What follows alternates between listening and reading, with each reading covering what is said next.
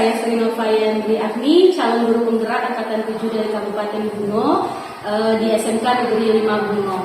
Hari ini kami melakukan percakapan pra-observasi dengan rekan sejawat saya, yaitu Ibu Syahmidah. Silakan Ibu perkenalkan dirinya. Assalamualaikum warahmatullahi wabarakatuh. Nama saya Syahmidah. Saya mengajar di sini studinya bahasa Inggris. Mungkin itu.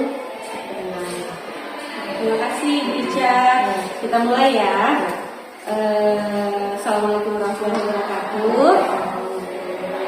Selamat pagi Bu Ica. Pagi. Apa kabar hari ini? Baik.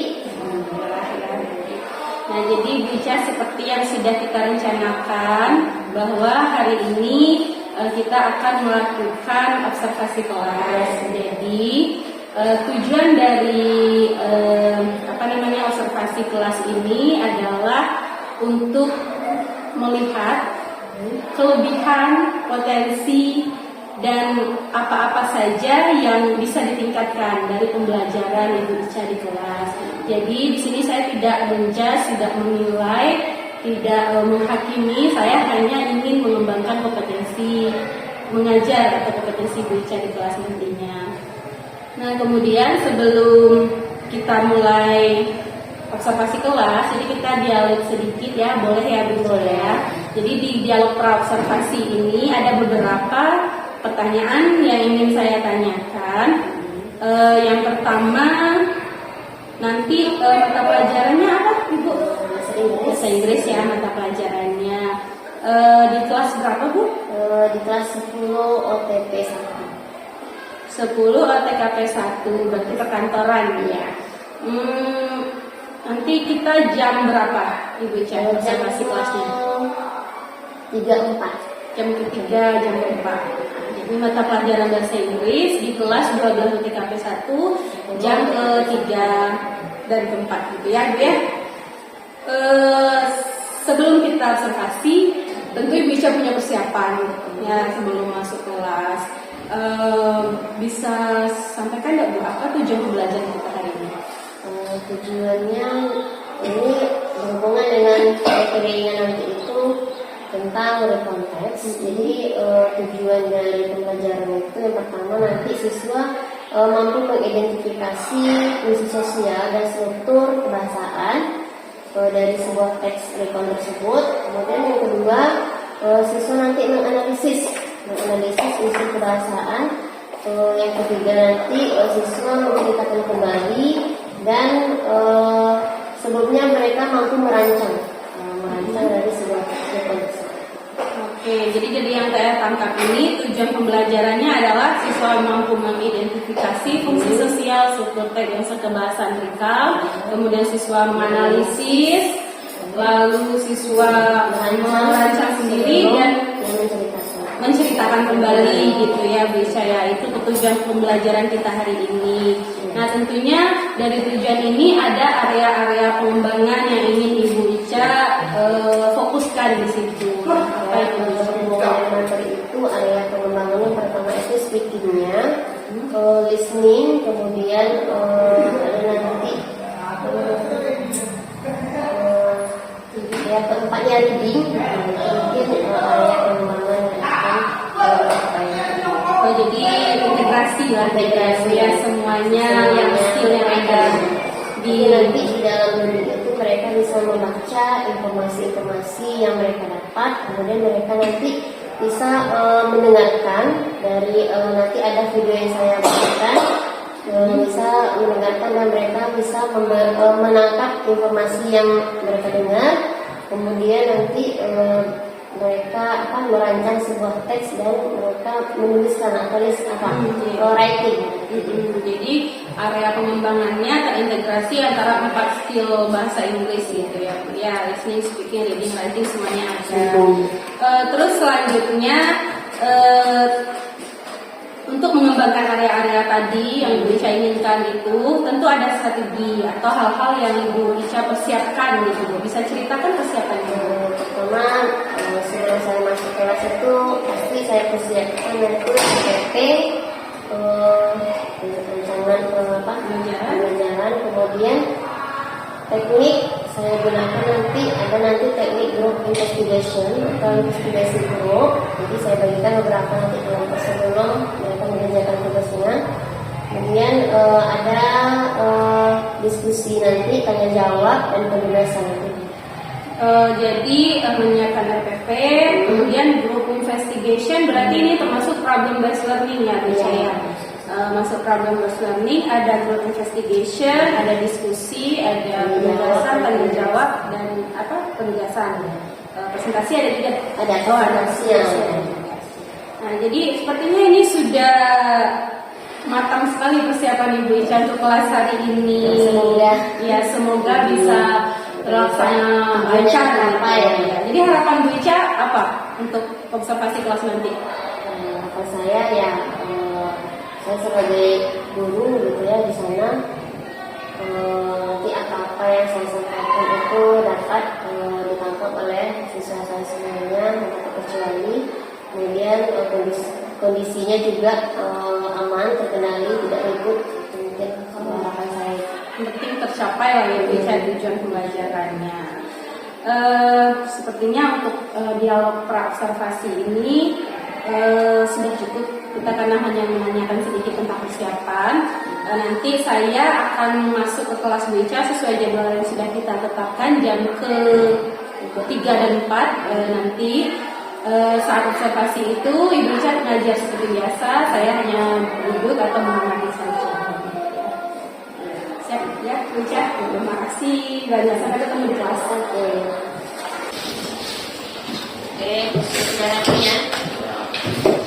Assalamualaikum warahmatullahi wabarakatuh. Waalaikumsalam warahmatullahi wabarakatuh. How are you today? Are you sure? Yes. Yes or no? Yes. Okay.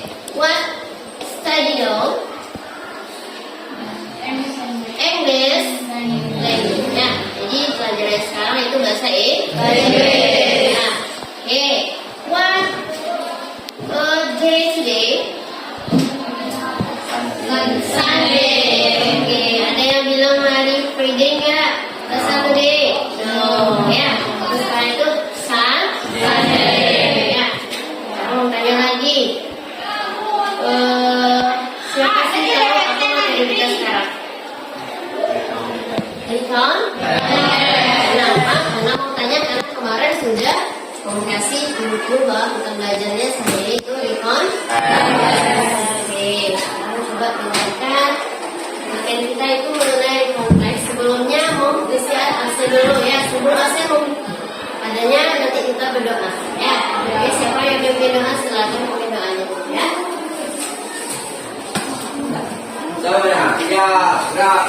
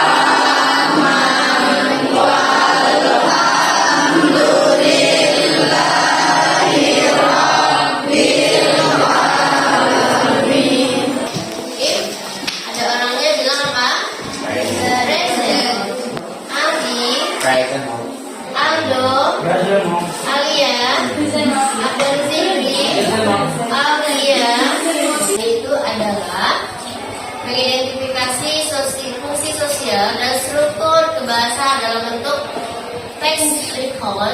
Kemudian kita nanti bisa menganalisis unsur kebahasaan, kemudian mampu merancang sebuah teks recon. Nanti ada tugas kamu membuat atau merancang sebuah teks yang berbentuk recon, baik pengalaman atau kejadian yang lalu. Nanti ada tugas masing-masing atau kelompok. Dan terakhir itu nanti menceritakan ulang atau recap ya. Tentang ulang nanti apa sih pengalaman atau kejadian yang lalu yang akan kamu ceritakan itu. Nah, jadi itu tujuan tujuan pembelajarannya. Sekarang masuk ke dalam materi kita itu recon test. Kita lihat ada video di sini pembelajarannya itu mengenai recon test.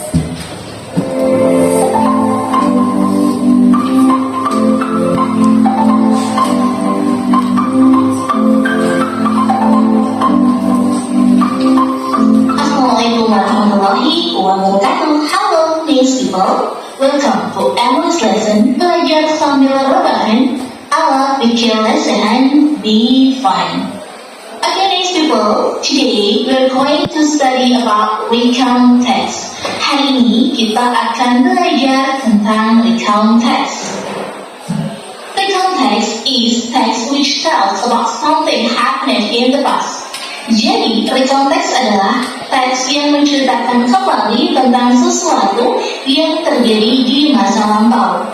Baik itu kejadian yang menyenangkan ataupun kejadian yang tidak menyenangkan. Oke, sekarang mau tanya apa sih contoh kejadian di masa lampau yang menyenangkan? Coba. Mana nih filmnya? Itu yang menyenangkan. Kejadian apa sih yang tidak menyenangkan? Jatuh sepeda kok kemarin, minggu kemarin saya pakai motor. Ya, kaki saya kena ini jatuh dikit. Itu berarti kejadian tidak menyenangkan. Paham ya? Oke, next. Misal, kejadian yang menyenangkan adalah liburan, kemudian pergi ke kebun binatang bersama teman-teman, atau camping. Contoh yang tidak menyenangkan misalnya kejadian ketika waktu kecil kamu jatuh dari sepeda. Nah, kejadian-kejadian di masa lampau yang diceritakan kembali itu disebut dengan recount text. Ini termasuk ke dalam tujuan. Tujuan dari apa? Recon. Coba lihat yang pertama itu katanya tujuannya itu menceritakan pengalaman unik, pengalaman masing-masing, pengalaman pribadi, pengalaman yang kamu alami kemarin atau bulan kemarin atau tahun kemarin apa dia? Nah, tapi itu diceritakan kembali itu namanya pengalaman unik itu. Namanya recon. Dua, menceritakan kembali detail. Menceritakan kembali apa yang kita lihat di masa lampau atau apa yang kita rasakan di masa lampau. Kemudian yang ketiga, to give information about an incident. Itu memberi informasi tentang insiden atau kejadian. Ya, banyak kejadian itu. Ya, macam-macam. Dan terakhir, to make the reader learn something. Itu. Tadi menceritakan apa? Apa itu? Reader learn apa? Pembaca atau pendengar nanti bisa mengambil pelajaran dari sesuatu apa yang akan kita ceritakan tadi. Apa contohnya? Contohnya ya, mau ke pasar bawa dompet, iya kan? Kemudian mau pegang dompetnya, kemudian dia juga masukkan ke dalam tas atau ke dalam kantong asoy. Dia mau belanja, dia mau lupa di rumah baru ingat mana? Berarti itu pengalaman. Jadi kamu bisa belajar dari pengalaman apa pelajaran yang kamu ambil. Lagi kalau ke pasar membawa dompet, jangan lupa dengan dompetnya. Kenapa? Karena nanti bisa hilang atau kecil tidak. Itu dia. Ya, lanjut. Sudah kumpul sama lagi. Membuat pembaca belajar sesuatu. Nah, kata-kata yang saya tulis dengan huruf hitam, warna hitam, ini adalah kata kuncinya. Yang pertama ada orientation. Orientation adalah pengenalan informasi tentang siapa, di mana, dan kapan itu peristiwa terjadi. Contohnya adalah ini ada gambar seperti liburan gitu. Ini contoh liburan holiday in Jeju. Ini adalah orientation. Osman Saripudin, ini Saripudin. Osman Saripudin and his friends spend their holiday in Jeju Island. Nah, karena ada Osman artinya kapan waktu itu terjadi dan siapa sih yang pergi liburan Saripudin and his friends, mereka ngapain liburan in Jeju Island, di mana tempatnya yaitu di Jeju ada kapan, kemudian ada siapa, dan juga ada di mana. Ini di paragraf pertama, maka ini adalah orientation. Yang kedua, ada events. Events adalah rangkaian peristiwa yang ada di dalam cerita. Jadi kegiatan apa saja yang dilakukan oleh si partisipan tersebut.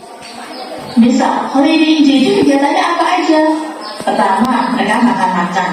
Kemudian main kapal-kapalan, bikin kapal-kapalan, gambar, melukis misalnya. Kemudian juga dia juga mancing. Jadi kegiatan-kegiatannya yang dilakukan di sini seperti makan siang bersama, bermain, kemudian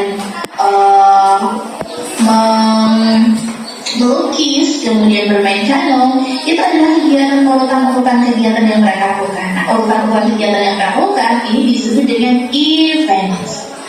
Berikutnya adalah reorientation. Reorientation ini biasanya berisi tentang kesan dari peristiwa yang dialami. Jadi kalau sudah ada tentang orientation, di mana kamu pergi, kemudian sama siapa, kapan, kemudian kegiatannya apa aja, dan yang terakhir ditutup dengan reorientation atau kesan setelah kamu melakukan kegiatan tersebut. Nah, biasanya reorientation yang berisi kesan misalnya kayak perasaan bahagia, they are very happy, itu sudah cukup. Orientation ini juga biasanya bersifat opsional, kadang ada, kadang juga tidak ada.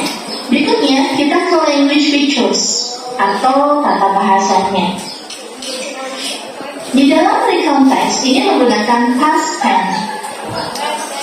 Misal contoh kalimat bahasanya adalah I went to Bali last week. Jadi menggunakan kata went kedua, kemudian I spent my holiday in Bandung. We are very happy. Jadi menggunakan kata terjadi, kata kerja masa lampau. Yang kedua menggunakan mau tanya dulu, masih ingat tidak apa sih rumusan kalau kita menggunakan kalimat past tense? Subjek, kemudian apa lagi? Untuk verbal. Nah, itu coba kamu pelajari lagi, sudah kasih dulu untuk verbal, ini memang sudah ada. Ya, coba kamu pelajari, jangan nanti di rumah tidak belajar. Ya, kamu statusnya sekarang itu siswa, student. Iya kan?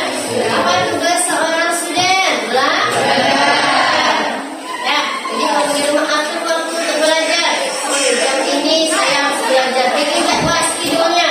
Ya, di setiap kamu perintahkan buat schedule masing-masing. Ya, ini tugas ini semuanya.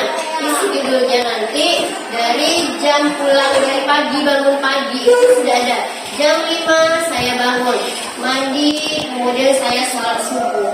Habis itu apa lagi sampai nanti ke sekolah, ya kan? Itu dibuat nanti. Besok serahkan kamu apa sih bentuk schedule yang kamu bikin. Ya, jadi schedule itu kamu harus tepati. Ya, harus ditepati. Lihat, jam sekarang jam 2, apa ya kegiatan saya? Coba lihat di schedule-nya apa. Menjelang terbiasa. Jam 2 ini saya ini loh. Nyapu rumah loh. Ya udah, harus nyapu rumah. Ya kan? Kemudian nanti dari jam 3 lewat, sebelum jam 3 lewat apa saya? Sholat asar. Harus sholat asar. Jadi tugas kamu yang pertama itu bikin schedule, itu tugasnya ya. Bikin schedule-nya masing-masing. Nanti silakan kamu mau cek schedule-nya apa. Kemudian setelah kamu bikin bagus ACC dari mall, kamu tepati schedule-nya itu apa. Ya. Jadi tahu nanti jam berapa saya harus belajar di hari ini. Ya, ada yang lupa karena tidak ada schedule-nya. Jadi sekarang kamu bikin schedule, nanti pelajari apa yang sudah kita pelajari. Dengan nanti kalau ujian kita bisa mengisi. Ya, nah, kita lihat lagi di sini lanjut. Mom ada lembaran. Ini sebenarnya ada lembaran ini ya. Cuma pemikirannya di sini. Ini tentang judul kita tadi apa, kemudian pengertiannya apa. Setelah kamu menyimak, mengamati dari teks atau video tadi, kamu bisa ambil kesimpulan ya dari hal-hal yang ini. Tolong nanti bikin apa sih pengertian dari konteks. Tujuannya dari apa yang kamu lihat tadi. Ya, jadi ada 3, 1 orientasi, yang kedua apa tadi yang sudah apa kalau ditulis sekarang. Ya, ini masuk nanti LHS tidak sesuai.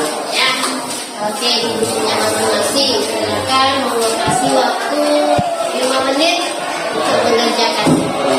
Ya.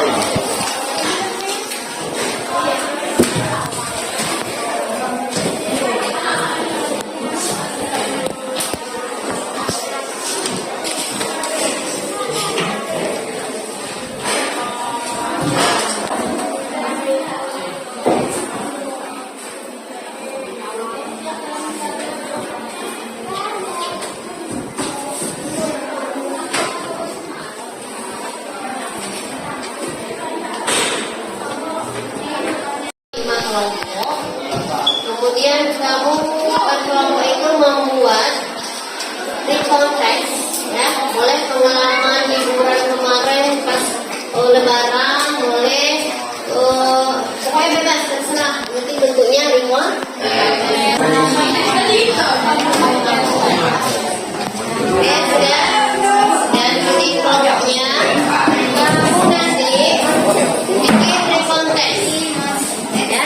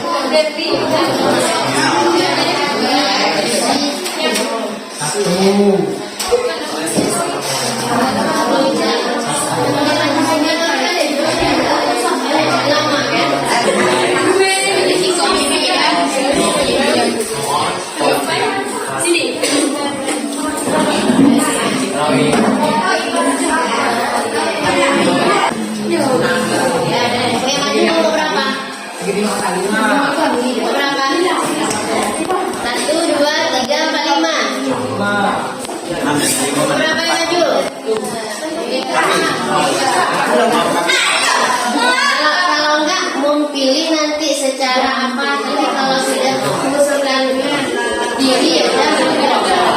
Oke, coba kelompok 3 maju ke depan. Assalamualaikum warahmatullahi wabarakatuh. Waalaikumsalam warahmatullahi wabarakatuh.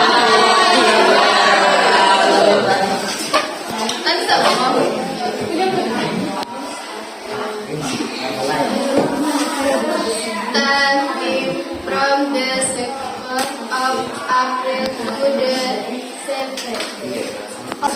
Assalamualaikum warahmatullahi wabarakatuh. Waalaikumsalam warahmatullahi wabarakatuh. Teman-teman, kami akan membacakan diskusi kami yang berjudul Real Context. When I was off school during my fasting month, they most exciting. Today we read animal. Let me petang. I hope everyone thought I am at home in that content. Okay, Miss. Thank you.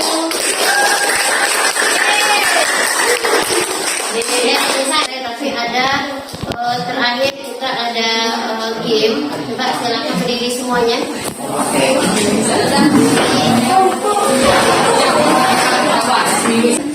Nah, oke, tegaknya tegak lurus. 1, 2, 3, tegak lurus semuanya. Tangan di depan. Satu lagi, tangan kirinya di depan. Ke atas, samping, di depan lagi, goyang-goyang. Sambil digerak-gerakkan jarinya. Karena tadi sudah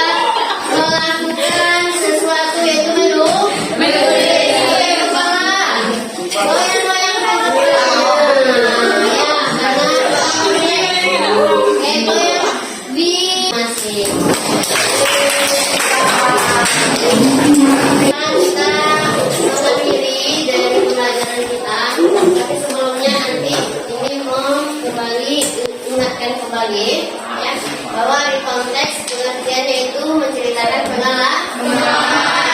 Kemudian titiknya ada 4, apa saja itu sudah kamu tadi pelajari, nanti kamu kembali lihat di Google atau segala macamnya boleh. Kemudian purpose juga pengalaman unik, menceritakan kembali apa. Kemudian 3-nya apa? Siapa yang ingat? Apa? Apa lagi? Kejadian dan segala macam. Nah, kemudian jadi terakhir orientasi. Apa itu orientasi? Berisi apa saja? Nama orang, tempat atau kejadian waktu, kemudian apalagi kapan. Nah, sama dengan waktunya itu ya. Kemudian masuk ke dalam nanti keduanya event. Apa itu event? Rangkaian kejadian atau rangkaian peristiwa apa sih yang akan diceritakan itu? Ini pertamanya, kemudian kami kesini lagi, kemudian kami melakukan itu rangkaian kegiatan tujuannya apa? Nah itu harus kamu ceritakan biar orang tahu. Yang ketiga reorientasi, apa itu? Pak, pesan ya, ini boleh dipakai, boleh tidak, tapi sebaliknya itu ada reorientasi atau ada pesannya. Pesannya apa sih? Kamu liburan ke pantai kemarin, kami undang, pesannya senang loh. Jadi kisahnya orientasinya itu senang atau bahagia atau inilah dari materi kita hari ini tentang di konteks. Nanti kamu pelajari lagi di rumah, kamu gali lagi apa sih yang belum kita mau ajarkan, kamu tambah apanya di rumah melalui boleh Google, boleh buku dan segala macamnya boleh ya. Nanti besok kita ulang lagi sebelum masuk materi barunya lagi ya. Mungkin Indonesia, thank you for your attention. Assalamualaikum warahmatullahi wabarakatuh.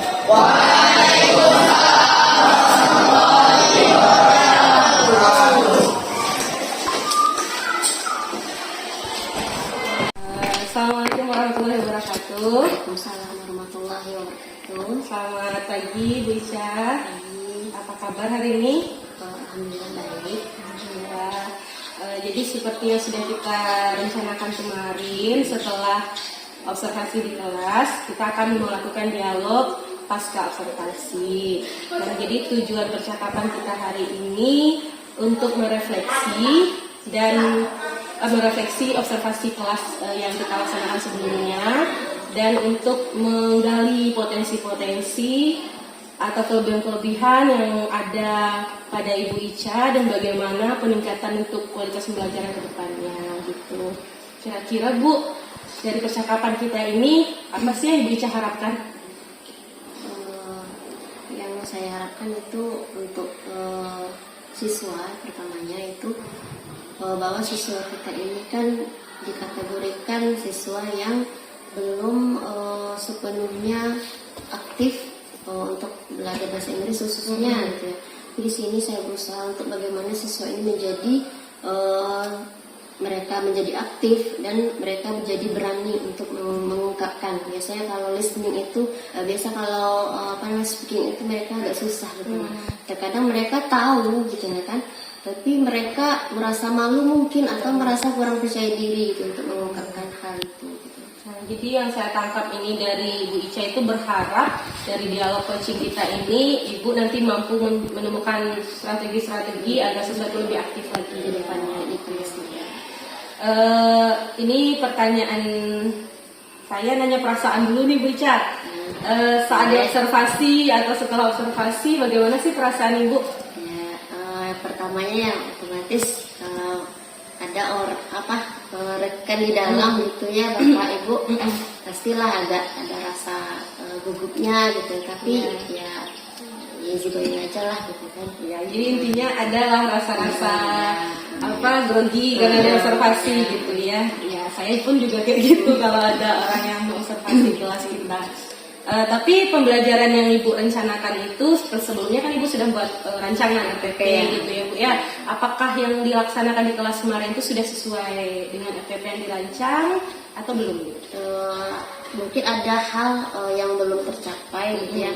Di antaranya di dalam pembelajaran itu anak ada beberapa yang tidak aktif walaupun sudah melakukan beberapa strategi, seperti contohnya kemarin ada strategi grup investigasi atau grup investigation, kemudian strategi diskusi kemarin, kemudian tanya jawab juga, tapi ada beberapa anak itu yang tidak bisa membuat dirinya aktif, sudah memakai beberapa teknik atau strategi.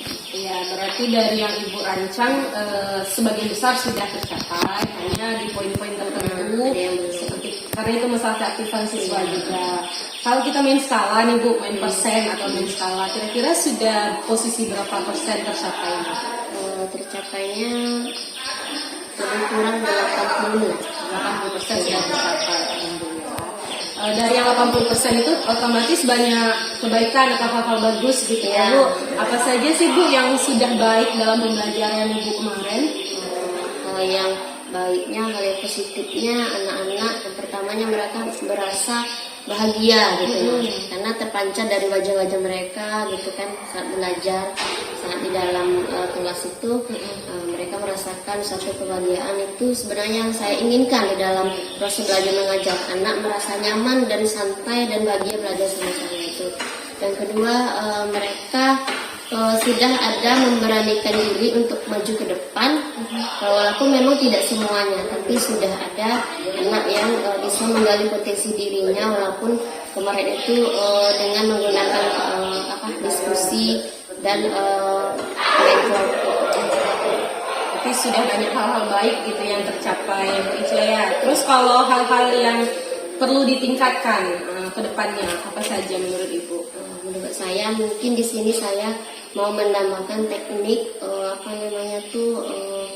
pembuatan schedule bagi siswa tersebut. Jadi mereka saya perintahkan untuk membuat schedule untuk mereka masing-masing, yang mana mereka membuat dan mereka juga yang menjalankannya.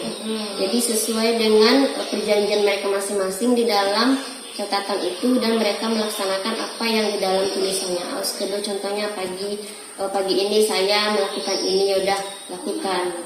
Kemudian nanti malam saya menghafal vocab beberapa, yaudah lakukan gitu. Tapi kalau tidak itu mungkin mereka lalai atau lupa. Jadi menggunakan bantuan schedule mereka buat dan mereka lakukan. Ya, saya lihat juga kemarin itu Ibu Ica menanyakan tentang materi yang sudah dipelajari sebelumnya, tapi beberapa orang itu lupa. Mungkin berarti schedule gitu ya, ininya solusi untuk yang masalah itu. Kalau untuk metode pembelajaran seperti yang sudah dirancang itu, ada yang perlu diperbaiki atau ditingkatkan nggak Ibu? Atau mau ganti metode baru atau gimana? Mungkin untuk penggantian atau mungkin mengganti bukan istilahnya untuk menambah, mungkin ada variasi gitu ya, variasi gitu. Mungkin menggunakan tambah teknik yang lain lagi biar bisa menunjang tujuannya cepat tercapai. Iya. Ini kemarin kita pernah kan Bu bahas tentang teknik pembelajaran berdiferensiasi, yang mana ada beberapa jenis diferensiasi, apakah kontennya, prosesnya yang dibeda-bedakan atau produknya gitu. Ada rencana nggak Bu mungkin memakai teknik itu? Karena itu teknik baru juga gitu. Saya tertarik juga dengan teknik itu gitu lah. Insyaallah besok saya akan lakukan teknik-teknik yang itu dan diferensiasi gitu ya. Kalau ini Bu untuk rencana kan tadi Ibu bilang peningkatan kualitas itu mau ada meminta siswa buat schedule, mau ada variasi teknik, variasi yang lain-lain, mengaktifkan siswa. Nah di situ kedepannya tindak lanjut dari kita kan sudah selesai kelas, apa sih tindak lanjut yang kira-kira akan Ibu laksanakan ke depannya? Ya tindak lanjutnya yaitu tadi kan menambah teknik, kemudian saya membuat anak itu lebih efektif dan lebih aktif lagi. Kapan Ibu mau rencana Ibu untuk mencoba variasi-variasi teknik itu? Ya secepatnya. Secepatnya ya Bu ya. dari yang Ibu sampaikan tadi, kita sudah mengidentifikasi beberapa hal-hal baik dan hal-hal yang perlu ditingkatkan. Kemarin waktu observasi kelas saya juga sudah membuat catatan-catatan, ini sudah saya rangkum. Ini Bu, yang pertama pembelajaran Ibu itu sudah sesuai dengan RPP yang dirancang. Teknik yang digunakan yaitu pendekatan yang digunakan itu problem based learning dengan group investigation. Siswa itu ada merancang dan mempresentasikan teknikal, kemudian pengelolaan kelasnya sudah juga bagus, diferensiasi konten produk sebenarnya sudah ada, Ibu, sudah ada nampak. Ibu kan kemarin saya tengok sudah memakai video, sudah memakai teks-teks, jadi ada ragam-ragam konten sebenarnya. Terus prosesnya juga ada yang investigasi sendiri, ada yang group investigation, ada presentasi, itu sudah ada. Cuma mungkin perlu ditingkatkan lebih lagi di diferensiasi tersebut. Kemudian media pembelajarannya juga sudah bagus. Cuman benar kata Ibu tadi, ada sebagian murid yang masih belum aktif, yang belum terlihat itu diferensiasi produknya. Ya, gitu Bu. Itu hasil-hasil yang catatan-catatan saya lah selama observasi. Kayaknya sudah sudah banyak ini Bu yang kita bahas. Ini pertanyaan terakhir. Kira-kira Bu Ica dari dialog kita tadi, pasti Bu yang bisa Ibu simpulkan? Bisa saya simpulkan itu pertama, saya sebagai seorang ibu harus bertanggung jawab. Itu pertama. Bertanggung jawab di sini dalam 3 aspek. Yang pertama aspek pengetahuan, kemudian aspek keterampilan dan sikap. Jadi di sini sikap mencakup semuanya. Baik anak itu, apakah anak itu ada disiplinnya atau tanggung jawabnya atau hal-hal yang lainnya. Kayak mengenai sikap. Kemudian mengenai pengetahuan, apakah apa yang saya sampaikan ke anak itu dapat apa tidak? Gitu. Nanti diukur dari penilaian dan segala macam. Kemudian keterampilan pun seperti itu juga. Gitu. Jadi yang pertama itu tadi, kemudian yang kedua saya harus membuat anak itu senyaman mungkin belajar. Artinya mereka tidak merasa terpaksa, kemudian mereka enjoy dan dengan itu mereka tujuan pembelajarannya nanti insya Allah tercapai. Gitu. Ya, berarti dari percakapan kita ini sudah dapatlah gambaran arahnya, kita sudah bisa menyimpulkan kalau sebagai guru ya Bu Ica ya, kita punya tanggung jawab untuk benar-benar sepenuh hati mendidik siswa gitu ya Bu Ica, segala aspek kita lakukan, dan salah satunya dengan ini tadi pengembangan kompetensi kita melalui supervisi seperti ini. Nah itu saja Bu Ica untuk dialog pasca observasi hari ini. Terima kasih banyak kepada Ibu Ica sudah mengizinkan ini saya dari awal praobservasi, observasi kelas, pasca observasi, dan sampai saat ini Ibu Ica sudah izinkan saya untuk melihat gitu, belajar juga dari apa yang Ibu tampilkan. Saya banyak belajar. Sekali lagi terima kasih ya Bu ya.